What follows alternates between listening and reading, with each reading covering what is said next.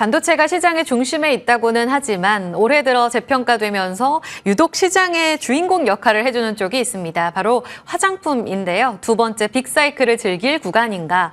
과거 아모레퍼시픽이 잘 달렸던 2015년 그때 고점 터치하고 나서 많이 밀렸기 때문에 쉽지 않을 거다. 지금 고점이다. 이런 이야기들을 정말 많이 하고 있지만 다르게 봐야 한다라는 관점에서 이분의 뷰를 자세히 여쭤보겠습니다. 박현진 신한투자증권 연구위원 모셨습니다. 어서 오세요. 안녕하세요. 네, 연구원님 피부가 굉장히 좋으신데요.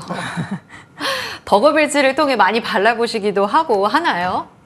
맞습니다. 여러 가지로 저도 업종에 이제 몸을 담고 있다 보니까 본의 아니게 좀 많이 바르고 있는 것 같습니다. 미용기기도 좀 해보셨어요? 네네네.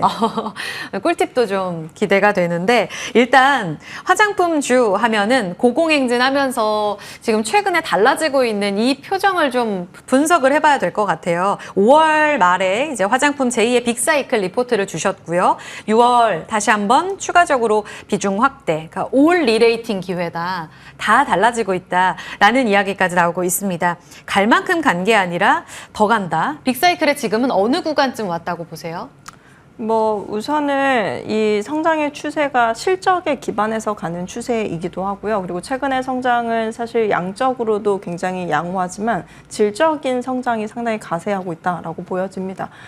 사실 작년까지만 해도 그리고 올해 상반기까지만 해도 한국이나 일본 중심의 성장이었다라고 보면 앞으로는 미국 중심의 성장이 가세할 걸로 좀 보여져서 사실 양적으로 Q가 성장하는 부분도 있지만은 질적으로 실제로 미국이란 나라가 사실은 뷰티 시장에서는 상당히 선진화된 어떤 구조를 갖고 있는 어떤 와중에도 불구하고 한국 화장품 회사들이 미국 쪽으로 수출을 늘려가는 추세가 상당히 좀 어떻게 보면 예전에 중국 기반으로 했던 성장에 네네. 비해서는 건강하다라고 좀 표현을 드리고 싶습니다. 그러니까 Q만 늘어나는 게 아니라 이걸 질적 성장이라고 표현을 해주셨네요. 그러니까 수출 다변화로 이제는 새로운 시장이 또 열리기도 했고 워낙 이쪽 소비력이 대단하잖아요. 그래서 미국 시장에 포커스를 말씀을 해주셨는데 수출주로 그 재평가된 배경이기도 하죠. 구체적으로 지금 숫자를 본다면 어느 포인트를 가장 드라마틱한 이 실적 개선의 포인트로 보고 계실까요?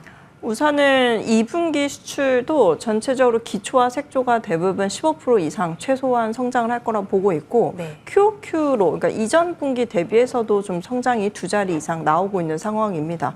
여기에 기반하는 대체적인 카테고리가 상당히 좀 세밀하게 좀 정해져 있다는 특징이 좀 있고요. 예를 들면 기초 카테고리에서는 에센스나 혹은 선크림류가 상당히 좀 인기를 끌고 있는 상황이고 사실 이런 추세는 어떻게 보면은 미국에 원래 없던 카테고리가 한국 브랜드들이 나가서 잘 나가는 이런 기조가 있다는 점에서 어떻게 보면 좀 더 연장 가능한 구조적인 성장이라고 보는 거고요. 최근에는 색조 쪽에서도 이러한 흐름이 좀 만들어지고 있는 것 같아요. 사실 아시아 브랜드가 이제 서구권에 나가서 잘 되기가 쉽진 않습니다. 인종이 워낙에 이제 서구권은 다양하다 보니까 피부색이 다양한 데서 오는 여러 한계점이 있는데 이런 부분들을 좀 돌파해서 최근에 색조까지도 한국 브랜드들 가운데 성장을 해 나가는 브랜드사들이 분명히 있다. 그래서 사실은 이 아이템에 기반해서 성장하는 추세가 굉장히 질적인 성장을 좀 이끌고 있는 상황이고 과거처럼 한두 개의 아이템만이 가는 성장이었다라고 보면 이 한두 개가 중국 회사들한테 따라잡히면은 조만간 또 한국 회사들한테는 설 자리가 없어지는 셈이 되는 거잖아요. 근데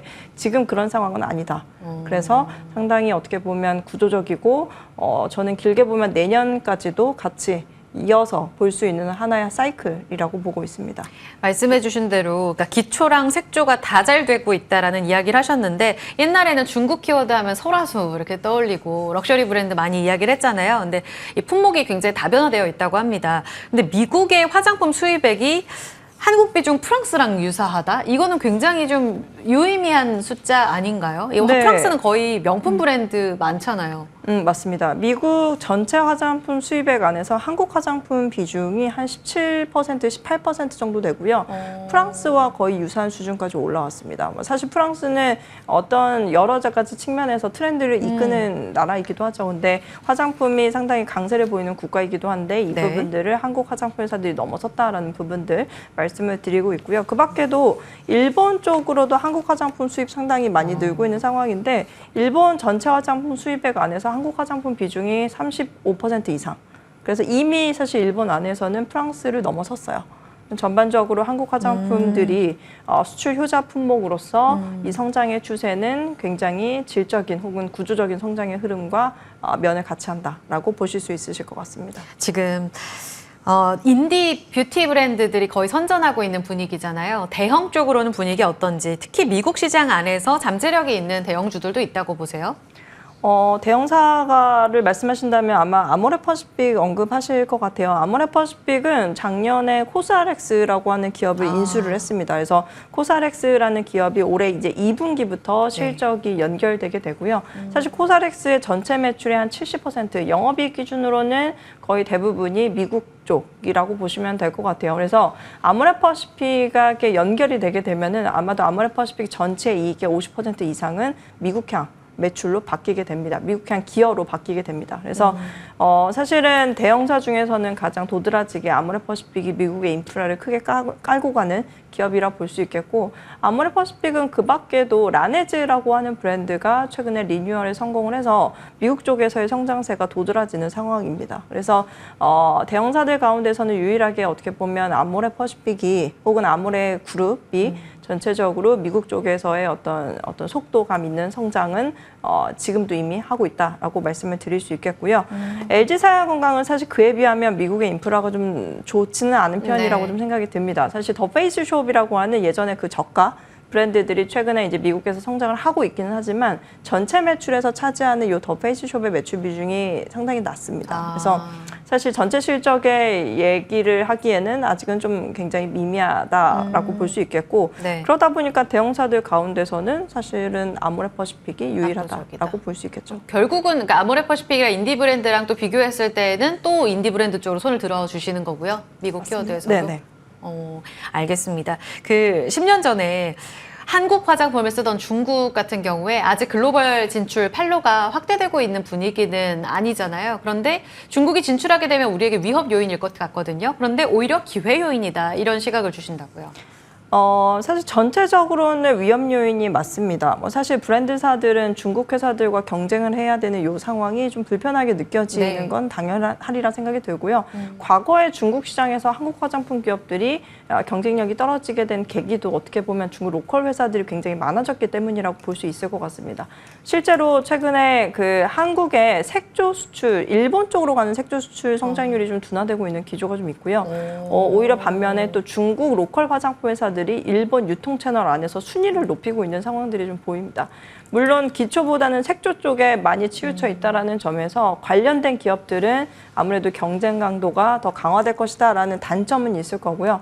반대로 수혜가 될 수 있는 기업군을 찾아보자라고 하면 이런 중국 색조를 잘 만들 수 있는 회사, 특히 최근에 일본 유통 채널에서 순위를 높이고 있는 상당수의 제품들이 한국의 코스맥스 혹은 CNC 인터내셔널 같이 색조를 가장 잘 만드는 OEM사들이 껴있는 경우가 상당히 많습니다. 그래서 이런 기업들의 어떤 중국발 실적이 회복의 여지를 키운다라는 점은 긍정적이라고 보여집니다.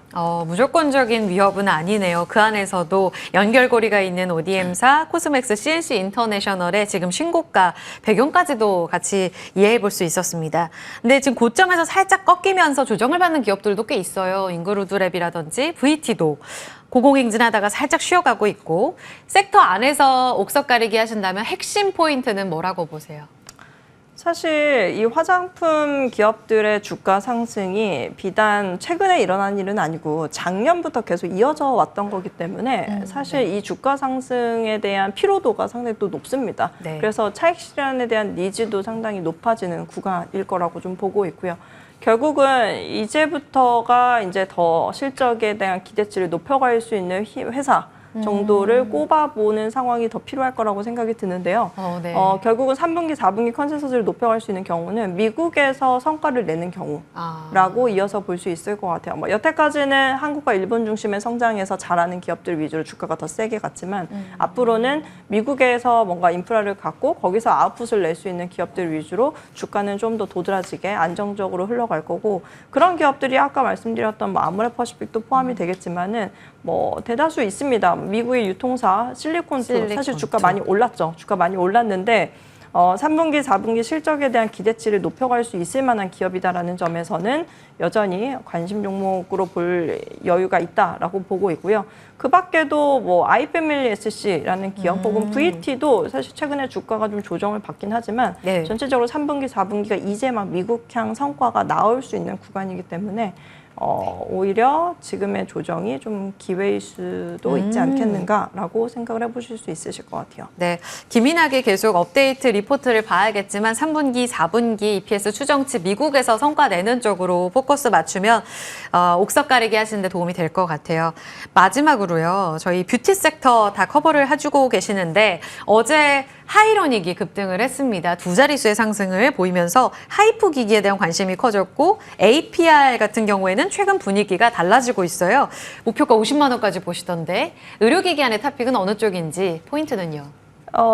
전반적으로 이제 홈뷰티 시장은 계속적으로 성장을 할 거라고 좀 보고 있고요. 사실 홈뷰티 시장 자체도 소비가 장기적으로 양극화되는 추세 속에서 네. 가성비 소비가 두드러지는 어떤 이런 트렌드 속에서의 한 수의 카테고리라고 보여집니다. 그래서 홈뷰티 시장에 대해서 가장 주도적인 어떤 좀 지위를 갖고 있는 APR에 대해서 선호 의견 말씀을 드리고 있고요. 실제로 APR은 홈뷰티 디바이스 쪽 수출이 꾸준히 늘어나는 부분들도 긍정적이지만 이 기업의 매출의 절반은 화장품입니다. 특히 이제 APR이 전개하는 에이프릴 스킬 그리고 이제 메디큐브 요 브랜드가 최근에 아마존 쪽에서 순위가 올라오고 있는 추세이기 때문에 오히려 기대치 않았던 미국 쪽에서의 어떤 화장품 매출이 올라와 보일 수도 있다라는 점을 좀 한번 체크해봐 주시면 좋을 것 같아요. 여기도 미국입니다. 키워드 미국으로 포커스 맞추신다면 화장품 의료기기에 있어서 힌트 많이 가져가실 수 있을 것 같아요. 박현진 신한투자증권 연구위원과 화장품 섹터 이야기 나눠봤고요. 같이 인사드리면서 출발 성공 투자 물러가겠습니다. 여러분 고맙습니다.